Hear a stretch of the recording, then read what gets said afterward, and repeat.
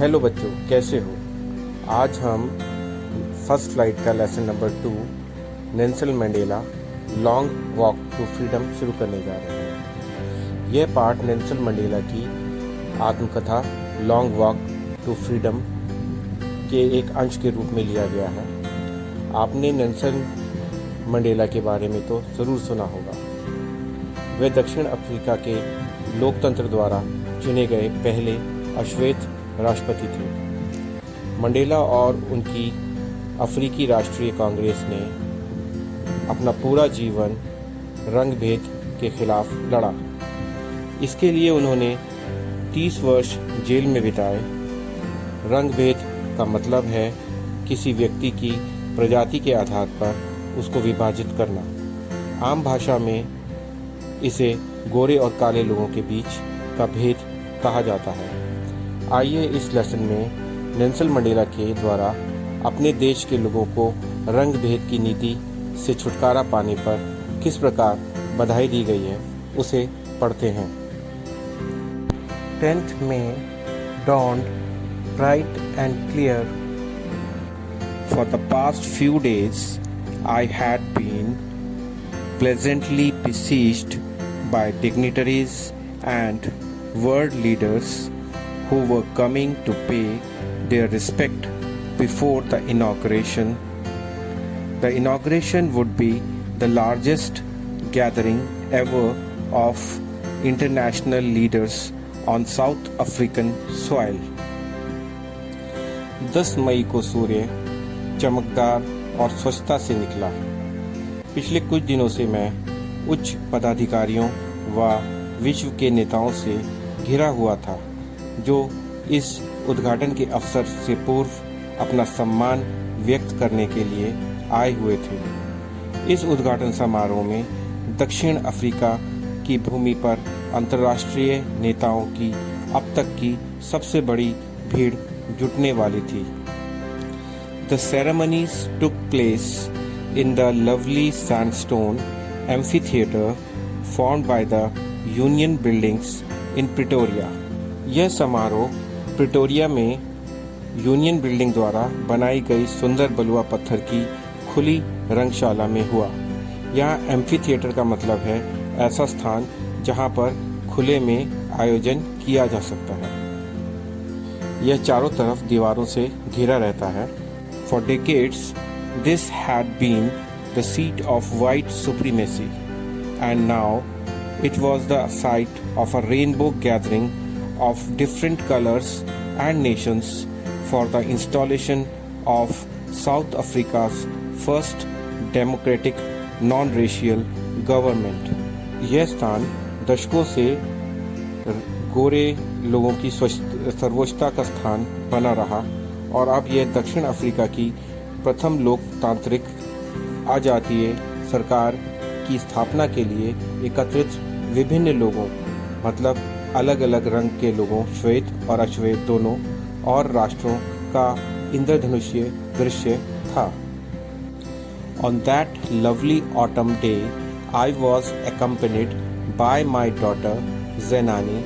On the podium, Mr. D. Clark was first sworn in as second deputy president.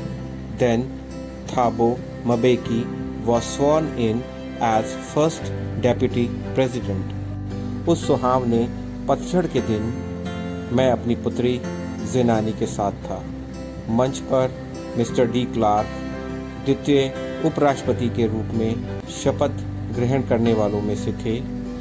तब Thabo Mbeki ने प्रथम उपराष्ट्रपति के रूप में शपथ ग्रहण की। When it was my turn, I pledged to obey and uphold the Constitution and to devote myself to the well-being of the Republic and its people. To the assembled guests and the watching world, I said, जब मेरी बारी आई मैंने संविधान के पालन और अनुमोदन तथा अपने आप को गणतंत्र और इसके लोगों की भलाई के लिए समर्पित करने की शपथ ली। वहाँ इकट्ठे मेहमानों और देख रहे संपूर्ण विश्व को मैंने कहा, today all of us do by our presence here confer glory and hope to newborn liberty. Out of the experience of an extraordinary human disaster that lasted too long must be born a society of which all humanity will be proud. आज हम सभी अपनी उपस्थिति के द्वारा इस नई पैदा हुई स्वतंत्रता की आशा और शान को सुनिश्चित करते हैं। इस असाधारण मानवीय आपदा जो इतने समय के पश्चात समाप्त हुई के अनुभव से निकलकर एक ऐसे समाज का निर्माण होगा जिस पर सारी मानवता को गर्व होगा। We who were outlaws not so long ago have today been given the rare privilege to be host to the nations of the world on our own soil. We thank all our distinguished international guests for having come to take possessions with the people of our country of what is, after all, a common victory for justice, for peace, for human dignity.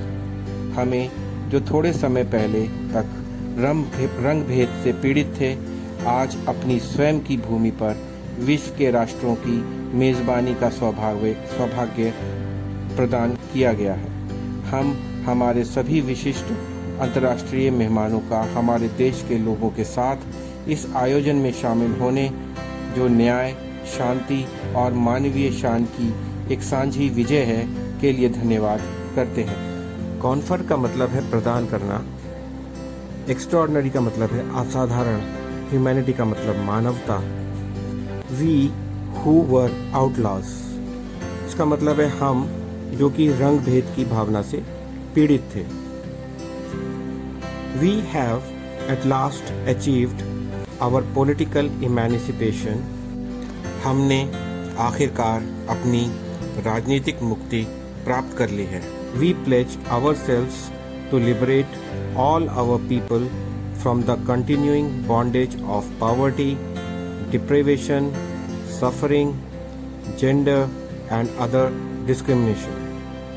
Never, never and never again shall it be that this beautiful land will again experience the oppression of one by another.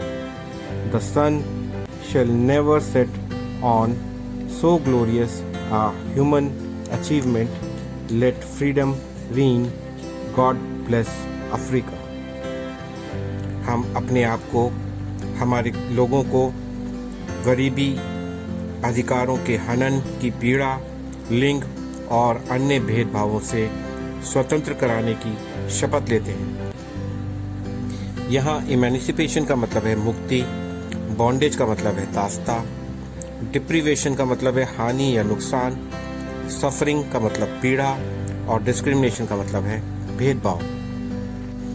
यह कभी भी नहीं होगा कि यह सुंदर भूमि दोबारा एक व्यक्ति के द्वारा दूसरे के शोषण का अनुभव करेगी। इस दुर्लभ मानवीय उपलब्धि का चमकता हुआ सूरज कभी नहीं डूबेगा।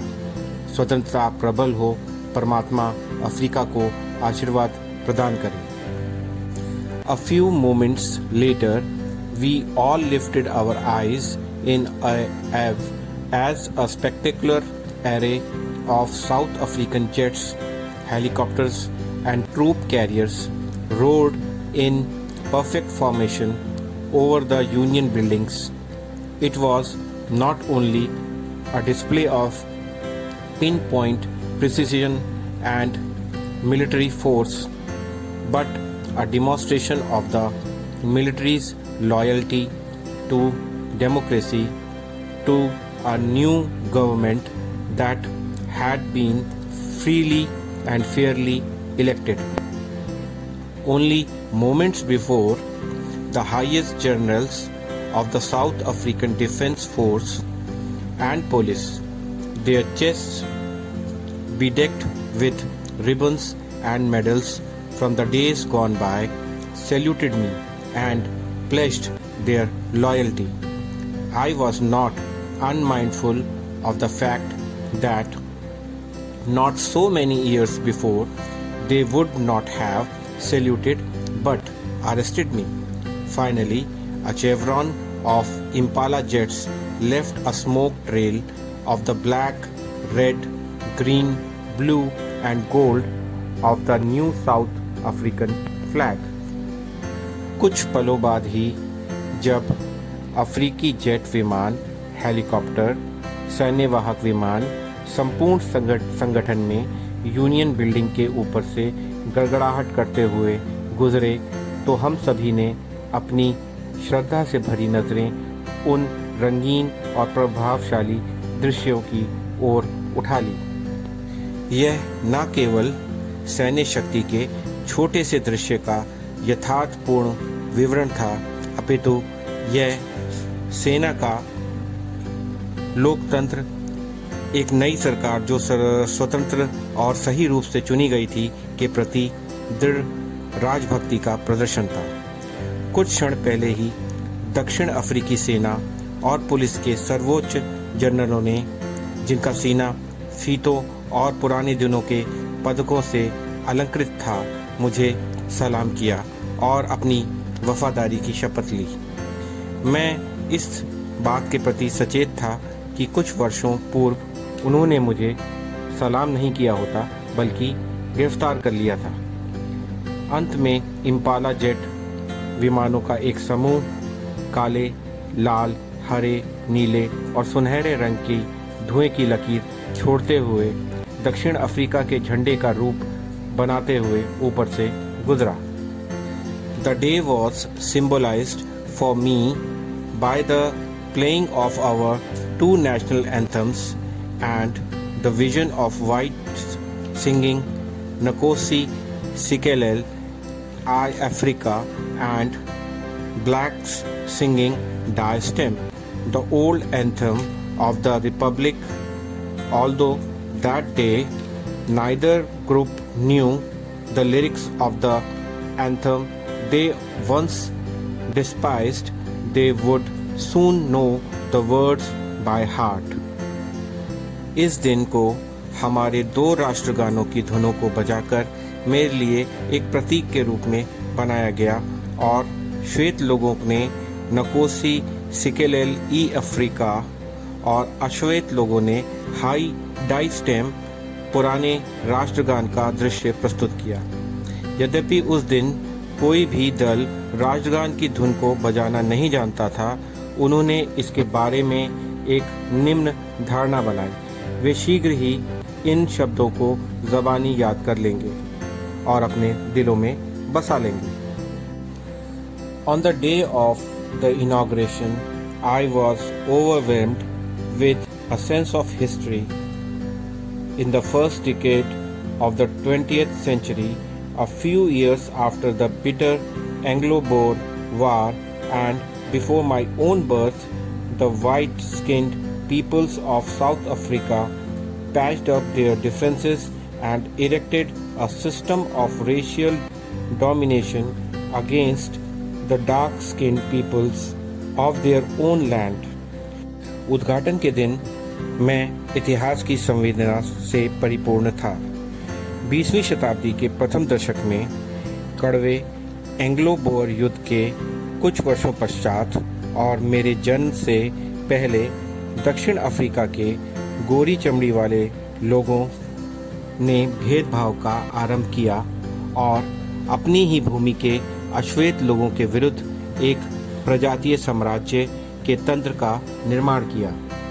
The structure they created formed the basis of one of the harshest, most inhumane societies the world has ever known.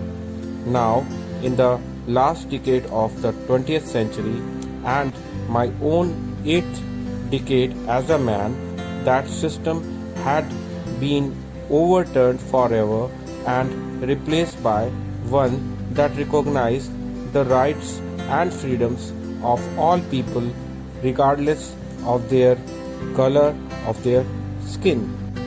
जो संगठन उन्होंने बनाया वह विश्व के अब तक के जाने गए सबसे कठोर, सबसे अमानवीय समाज पर आधारित था। अब 20वीं शताब्दी के अंत और मेरे जीवन के 8वें दशक में यह तंत्र हमेशा के लिए बदल दिया गया और इसका स्थान एक ऐसे तंत्र ने ले लिया है जो सभी लोगों की त्वचा के रंग के स्थान पर उनके अधिकारों और स्वतंत्रता को मान्यता देता है। That day had come about through the unimaginable sacrifices of thousands of my people whose suffering and courage can never be counted or repaid. यह दिन मेरे देश के उन हजारों लोगों की वजह से आया है जिनकी पीड़ा और साहस को कभी गिना या चुकाया नहीं जा सकता। यह दिन उनके अकल्पनीय बलिदान के कारण आया है। यहाँ अनइमेजिनेबल का मतलब है अकल्पनीय, सैक्रिफाइसेस का मतलब है बलिदान, सफरिंग का मतलब है पीड़ा और करेज का मतलब साहस। I felt that as I have on so many other days that I was simply the sum of all those African patriots who had gone before me. मैंने इस दिन को महसूस किया जिस प्रकार मैंने और बहुत से दिनों को महसूस किया है कि मैं तो केवल उन सब अफ्रीकी देशभक्तों का हिस्सा हूँ जो मेरे से पहले शहीद हो चुके हैं। That long and noble line ended and now began again with me.